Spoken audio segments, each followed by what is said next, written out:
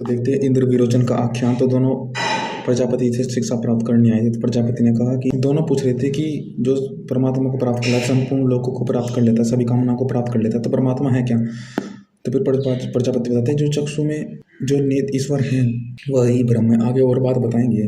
फिर बात उनकी स्पष्ट होती रहती है कि जो चक्षु में जल में दर्पण में दिखाई देता है वह यह पुरुष ईश्वर है। प्रजापति इनको कहते हैं कि तुम मिट्टी जल भरे पात्र में अपना मुख देखो, जो न समझ पाओ तो मुझको बताना, मुझसे कहो। तो उन दोनों ने कहा इसमें हम यह बात समझ सकते हैं कि अगर हम अपने को जानना चाहेंगे तो जानेंगे, जैसा हम देखना चाहेंगे वैसा हम देखेंगे, अर्थात जैसा हम देखेंगे वैसे ही हमें को प्राप्त होगा। और वो प्राप्त तभी होगा जब हम अपने आप में समय देंगे। जैसे कि इंद्र ने ब्रह्मचर्य किया, ब्रह्मचर्य करके उसने विद्या प्राप्त की, असुर चला गया, फिर दोबारा इंद्र आए, फिर उन्होंने फिर वापस, अर्थात समय देना पड़ता है। समय के अनुसार हमारे भाव के अनुकूल हम शिक्षा ग्रहण करते हैं कि हम दोनों सिर से लेकर पैर अपने रूप को देख रहे हैं। तो उनको फिर कहा गया कि तुम श्रृंगार का अच्छे वस्त्र पहन के आओ, फिर देखो तो तुम्हें फिर वैसा ही दिखेगा। अर्थात आत्मा की क्षमता है कि आत्मा अच्छाई श्रेष्ठता को ग्रहण करता है। तुम्हारी क्षमता है श्रेष्ठ होने की, तुम्हारे कि श्रेष्ठ भी आत्मा ही होती है, श्रेष्ठ भी तो हमारे ही आश्रय है। तो हम श्रेष्ठ हुए ना। तो जो तुम श्रेष्ठ हो तो उस श्रेष्ठता को जानो ना कि तुम्हारे में श्रेष्ठता है, कि तभी तो तुम्हारे में श्रेष्ठता रह पाती है। तुम श्रेष्ठ तभी तुम ऐसा चाहते हो। अर्थात वही तो कहेंगे जो तुम्हारी क्षमता है उस क्षमता को पहचानो कि जो तुम्हारे में जो नाड़ियों में तुम्हारे प्रकाश तोड़ रहा है, सूर्य का जो आगमन है प्रकाश का, वही तुम्हें प्रकाश वापस वही अवस्था को प्राप्त जो यहीं पर है, जो हमारे अंतरात्मा में है वही परे है, जो परे है वही यहाँ पर है, उससे अभिन्न कोई नहीं है। जो हमारा है उससे भिन्न कोई नहीं है, सब एक अर्थात वही जो आकाश, जैसे कि आकाश हमारे आश्रय महान है, आकाश में ईश्वर स्थित है, उसके गुण है हमारे, वो ईश्वर भी महान ही है कि वो अमृत तत्व है। उसको अमृत बढ़ता रहेगा। तुम्हारा अमृत है अर्थात अमर आत्मा के कारण से तुम्हें अमृतत्व अनुभव हो रहा है। अर्थात तुम समय दे रहे हो अनुभव, उस अमृत को खोज रहे हो तो तुम्हें अमृतत्व मिलेगा।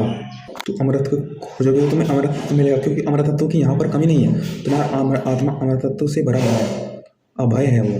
अगर भय से दूर जाने के प्रयास करे तो तुम्हें अभय मिलेगा, क्योंकि अमृतत्व है वहाँ पर, अभय है, क्योंकि वह सुंदर है। वो सुंदरता उसी से प्राप्त होती रहेगी, तुम्हें उसी से प्राप्त होती रहेगी, उसी से प्राप्त हो रही है। खोजोगे तो प्राप्त करना चाहोगे तो उसी से और प्राप्त होती रहेगी, क्योंकि प्राप्त है, उसमें भर रहा है वह, तरह से घड़ा है जैसे पानी का बढ़ रहा है वह, वो समुद्र है, अथाह समुद्र है आनंद का। आनंद प्राप्त करना चाहोगे तो उसी से आनंद प्राप्त होगा, दुख नहीं होगा, दुख है ही नहीं। वो सोचता नहीं तो सुख ही होगा, संपूर्ण सुख वही तुम्हें प्राप्त कराएगी, उससे पर कुछ सुख है ही नहीं। अवस्था हर परिस्थिति का सुख तुम्हें वही से आत्मा से अनुभव होगा, क्योंकि वह सबसे बड़ी है, सबसे महान है तभी तो दे रही तो आगे भी देगी। आत्मा किसी चीज़ की आवश्यकता नहीं है। आत्मा तो पहले अमृत है, कोई मरती नहीं है, अमृत है वह, आनंद का रस का भंडार है। अपने को जानती ईश्वर द्वारा, अपने को जानने में कुछ के साथ सहायता नहीं लेती, अपने को जानती स्वयं से जानती, स्वयं से आनंदित होती है। ये बात सिर्फ इंद्र जाने थे, विरोचन नहीं जाने। विरोचन तो पहले चले गए थे कि बस बाहरी शरीर की सज्जाई बहुत है, परंतु इंद्र ने जाना आत्मा की सज्जा बहुत महत्वपूर्ण, कि मैं जो जान रहा हूँ ये शरीर है नहीं, आत्मा जो वो सत्य है।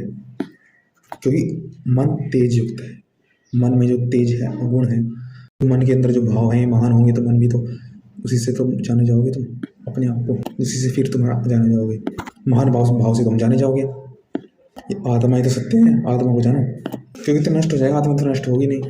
वो बताते कहते कि प्रजापति की तो स्वप्न देख रहा वो अभी स्वप्न में वह आत्मा को क्योंकि स्वप्न में अर्थात जब शरीर नुकसान होता है तो स्वप्न में शरीर श्रेष्ठ भाव ही देखता है शरीर, कि मैं ऐसे कर सकता हूँ, उसकी योजना बनती है। परंतु हाँ, अगर आँख कानी होगी तो स्वप्न में तुम्हारी आत्मा तो कानी नहीं होती, तुम तो नहीं काने होते, जो तुम्हारा भाव है, अर्थात वो भाव चलता रहता है। जो तुम सत्य हो तो सत्य को जानो, तो समय दो, भले तुम्हारे साथ कुछ हो, तुम वास्तविक में उस आनंद में, तुम्हारे साथ कुछ हो तुम्हारा भाव नहीं जाएगा। अरे समय देना पड़े तो समय दे दो, क्योंकि तुम्हारी वो भाव दृढ़ हो रही है, तुम्हारी शिक्षा दृढ़ हो रही है। जैसे कि इंद्र ने भी इतने वर्ष का ब्रह्मचर्य किया था। अगर तुम्हें कुछ प्राप्त करने में तुम्हारी सफलता, जो भी तुम्हारा मार्ग है, जो भी तुम कर रहे हो, तुम्हें और कुछ चाहिए प्राप्त करने के लिए, तो तुम उसमें समय देकर तुम्हें और अच्छा सीख सकते हो।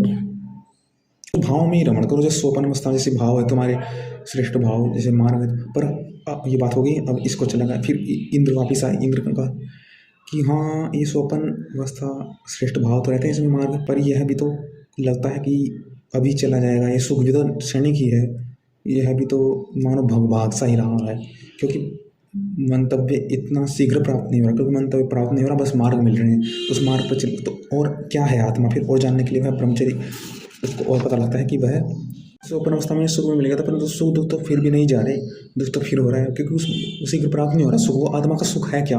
तो फिर प्रजापति बताते हैं उसको आगे कि आत्मा की परम ज्योति सत्य है। क्यों? जैसे कि वायु का कोई शरीर, वायु शरीर रहित है, वायु बादल बिजली बादल की गरज से शरीर रहित है। जैसे वायु को कोई बीत नहीं सकता, वैसे ही बादल इत्यादि बिजली को कोई गरज को कोई बीत नहीं सकता, बादल को भी बीत नहीं सकता। वर्षा होती है, बादल बढ़ते रहते हैं, मेघ मंडल होता है पूरा, तो वायु को कोई भी नहीं सकता। वायु भी ऊपर उठेगी, ऊपर वायु बढ़ेगी, जैसे कि बादल ऊपर उठते हैं, वर्षा इत्यादि होती है, तो ज्योति को ज्यादा प्राप्त होती है। वैसे ही आत्मा भी तो ज्योति है, आत्मा उस इस परमाणु की ज्योति को प्राप्त होती है। आत्मा वायु उसको ले जाती है ऊपर को, उस स्थान से आकाश ईश्वर के ब्रह्म उस ज्योति को, शरीर को, आत्मा को निर्मल होकर शरीर से छूट परमात्मा परम ज्योति को पाकर अपने रूप से प्रकट होता है, अपने ज्योति को प्राप्त, जो हमने बात की थी। श्रेष्ठ होकर के भाव उसके जाते हैं, वायु उसको ले जाती है, श्रेष्ठ परम ज्योति को ले जाते हैं कि ज्योति उस ज्योति से मिलकर उसकी ज्योति, स्वयं की ज्योति प्रकट होती है। वो सदा आनंदित रहता है। स्वयं की ज्योति प्रकाश, उस प्रकाश को देख करके योग दर्शन में भी आता है कि ईश्वर ब्रह्म के प्रकाश से वह स्वयं प्रकाशवान होता है, उसको प्रकाश की अनुभूति, स्वयं जो उसका प्रकाश है, आनंद है, वह जान उसको जात होता है। जहाँ या नेत्र, जैसे कि मोक्ष में भी जो सुनना चाहता है, बोलना चाहता है, बोलने के लिए चक्षु, सुनने के लिए श्रोत्र, सूंघने के लिए से नासिका, बोलने के लिए मुख, चक्षु इत्यादि सब ईश्वर द्वारा मन संकल्प से उस सत्य से ज्ञात होता है। जो जानता है वह सत्य जान रहा होता है, सोच रहा होता है तो जान रहा होता है, इत्यादि सब उसको प्राप्त होता है।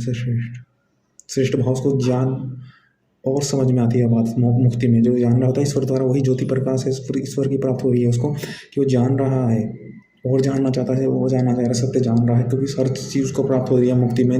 देखना चाहता है तो चक्षु प्राप्त हो रही है, सुनना चाहता है सब चीज़ प्राप्त हो रही है उसको, वही आत्मा है तुम्हारे, उसे जानो, आनंदित रहो।